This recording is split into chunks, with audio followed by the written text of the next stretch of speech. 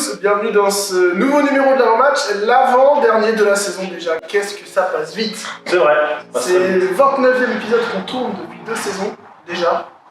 Et on essaie de pas terminer aujourd'hui. Bon, c'est une semaine plutôt heureuse déjà, on va commencer par ça. Forcément, une victoire à l'extérieur. Une belle victoire. À Toulouse, on a eu le débat et on s'est arrêté finalement sur le match à Chambéry et je pense que ça sera aussi ton avis. Mais est-ce que c'est le plus gros exploit de l'histoire du club ? Pas très loin. Je sais pas, ce qui est sûr pour moi, c'est que ça fait longtemps que j'avais pas vu un match de cette qualité-là. Une première mi-temps quasi parfaite. Ouais.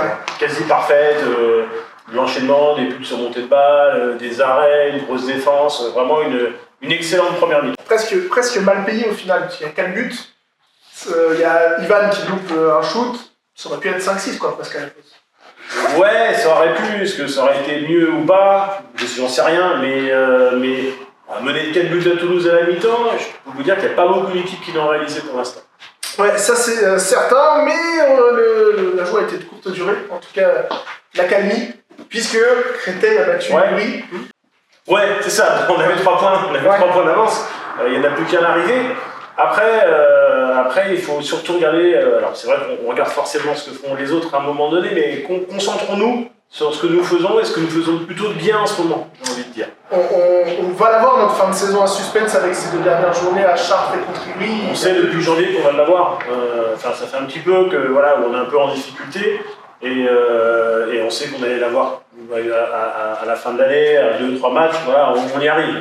Mais la victoire contre Toulouse, la victoire de Créteil contre Aix il y a quelques semaines, est-ce qu'elle pas elle rabat les cartes, mais elle enlève toutes nos certitudes sur cette fin de saison? On s'en vient, pas de la paranoïa, mais dire, bah, ça se trouve, ils vont gagner contre machin, etc. Je sais pas si on en avait beaucoup les certitudes. Non, mais alors, on a l'impression qu'on n'a plus rien. Quoi.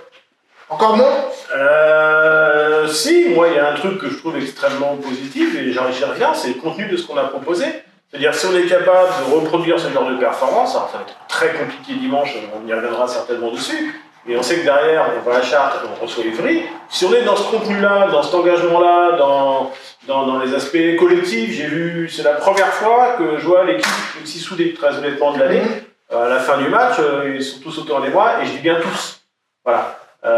Et c'est important cette notion collective parce que les uns ont fait les efforts pour les autres et ça se voit sur le terrain. C'est vrai que là ça se traduit par 2 points, ça s'était traduit par 1 point contre Cesson notamment, mais sur la deuxième partie de saison il y a peu de non-matchs quand même. Il y a peu de non-matchs, il y a beaucoup de bouts de match, ouais. C'est ce qu'on avait dit, à partir de la 40e régulièrement on explosait, voilà.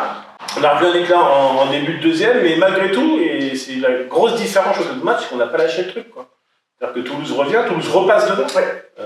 Plus 2 peut-être bien, ou plus 5, plus 2. Je crois qu'il y a les balles de plus. Ouais, il y a les balles de plus 2, donc on pouvait aussi, et on n'a pas lâché. Et c'est ça le plus important. On parlait du calendrier tout à l'heure des 2 derniers matchs contre Chartres et Ivry, il y en aura 2 avant. Il y a la réception de Montpellier, ça sera ce dimanche à 17h au Palais des Sports d'Orléans.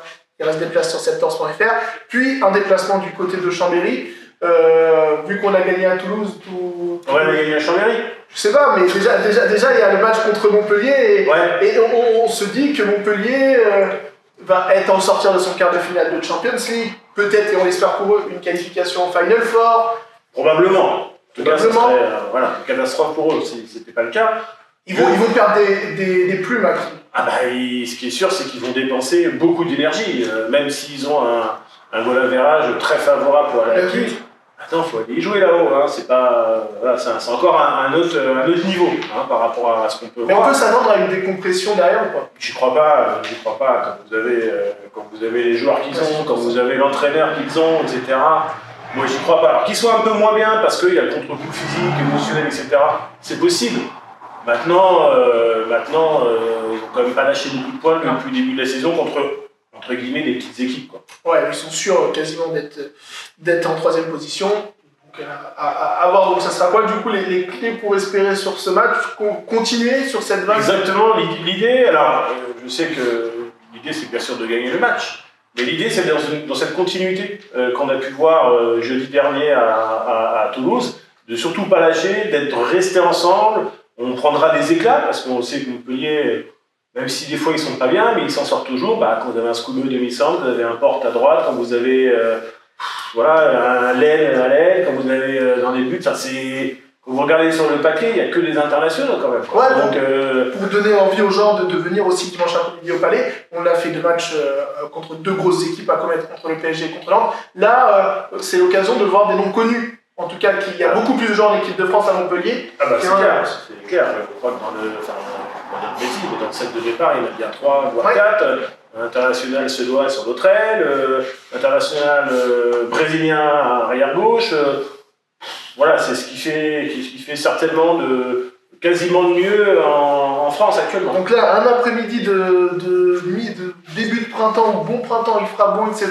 On mange il fera juste comme il faut pour venir. Ouais, ça, c'est vrai que le dimanche à 17h, dimanche 17h.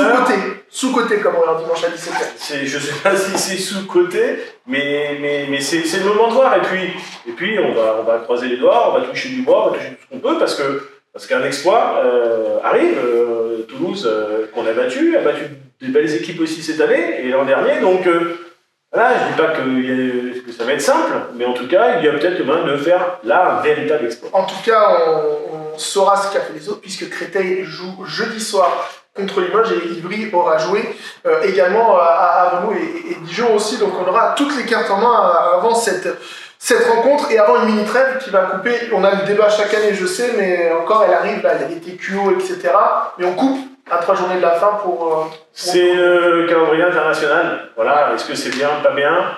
Eh ben on verra ça début juin. Ouais, exactement. On ne saura que début juin, même si je pense que pour moi, c'était pas le moment de couper pour ça. Et on verra bien. En tout cas, match, c'est ce dimanche à 17h. Regardez, hop, on a reçu des nouveaux arrivages de maillots. Il y a du Comet, il y a du domicile, du extérieur. Venez, la boutique est ouverte dès 15h30 ce dimanche. Ouverture des portes donc, et on vous prépare quelques petites surprises. Je crois que Rémi et Fabé, ils ont bien négocié. Il y a des structures gonflables, il y a des machines à popcorn. Je peux rentrer dedans, vous croyez? Machine à barbe, les bénévoles, vous pouvez voir des crêpes. Donc venez en famille. Il y a une offre en plus, 2 places achetées pour les adultes. Ça fait la place enfant à 1 €. Donc on peut venir avec toute la famille, une activité, des fois le dimanche on sait pas trop quoi faire, etc. avec les petits, on peut venir. Exactement. On accueille Rémi tout de suite pour sa chronique, l'avant-dernière de la saison. Qu'est-ce qu'on va dire sur Montpellier, capitale de l'Hérault, ville sportive? Messieurs, c'est ça, Quoi tout à fait. C'est tout. Ville de Rémi Gaillard. Ouais, tout à fait. Le beau temps, même si aujourd'hui il fait plus beau à Orléans qu'à Montpellier. Voilà. C'est souvent le cas. En ce moment, ils sont contents d'avoir de l'eau. Oui, c'est vrai. Ça manquait un peu. Ouais. Déjà, je voulais revenir sur le fait que je vais rester à Orléans et je ne vais pas aller à Nantes en passage. Ça, je suis plutôt content. Oui, Alors, vous n'étiez pas là, mais on avait fait un petit pari que si on remportait le match face à Nantes, j'allais jusqu'à Nantes en paddle. Vous n'avez pas pris trop de risques? Non, ça va. D'accord. Donc, alors, pour Montpellier, je vais peut-être pas prendre d'autres risques non plus. Je suis bien ici, donc je vais rester ici. Alors, Montpellier, on va parler de la maison du parachute. Est-ce que vous saviez que le parachute vient de Montpellier? Il a été inventé par Sébastien Lenormand. Alors, il n'est pas normand, de Montpellier. Il vient de Montpellier, tout à fait. Et donc, au 17 boulevard de l'Observatoire, il y a une tour qui s'appelle la tour Babotte. C'est la première fois que l'humain s'était lancé et a sauté avec un parachute. Ah bon? Ouais, c'est ça. Bon. Eh bah oui, tout à fait. Alors, il y a des prototypes, ils ont lancé des chiens au début. Paf le chien. Paf le chien. Vous pourrez peut-être essayer chez vous si vous le souhaitez. Donc voilà, ça a été. C'est la mode en ce moment, les chiens. Oui, c'est vrai, tout à fait. Voilà. Sans transition, vous l'avez dit, Corentin, c'est une ville sportive. Oui.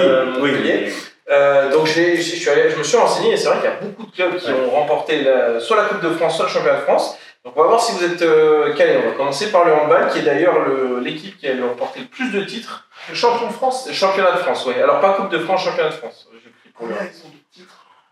Bon. Le dernier est en 2012. Ouais, je vais dire 8. 12. 14. Oh, 14. Alors je parlerai de toutes les dates, mais le dernier date de 2012.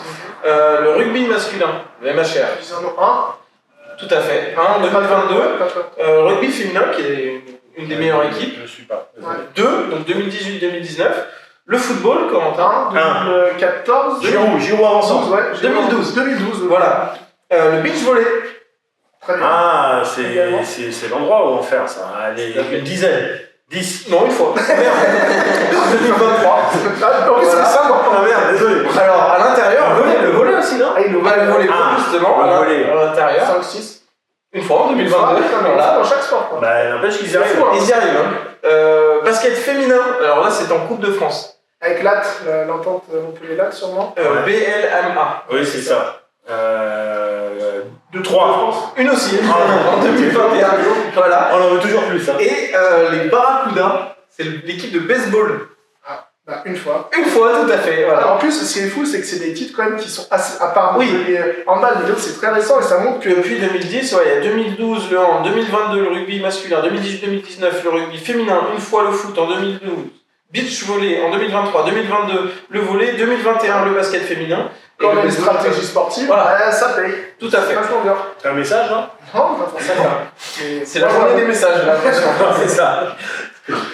C'est tout. C'est tout pour nous aujourd'hui. Super. Eh ben, on espère pour eux qu'ils auront une 3e Ligue des Champions, Ah bah bien sûr, évidemment. mais une défaite Évidemment. dimanche.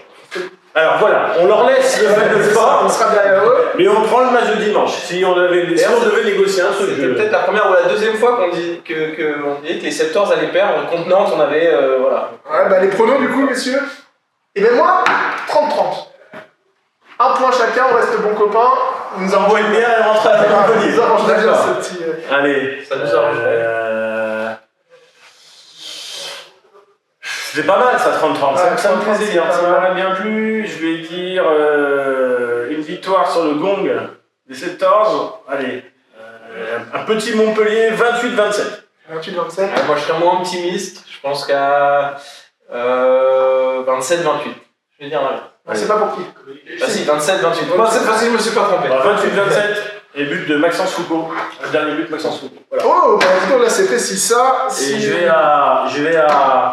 vais à un courant à Montpellier si c'est pas ça. Non, je déconne. Oh, c'est noté. Ah, c'est Moi, bon. j'ai joué le pari. Moi, j'ai joué le pari. Ouais, ça. Bon, en tout cas, on verra si ces paris sont gagnants ou non. On se retrouve dimanche à 17h, ici même au Palais des Sports. Place à partir de 5 €. Je l'ai dit, sous-côté, le dimanche après-midi, le petit repas, la petite promenade, on vient voir le match. On termine superbement le week-end avec des champions du monde, champions olympiques des deux côtés du terrain.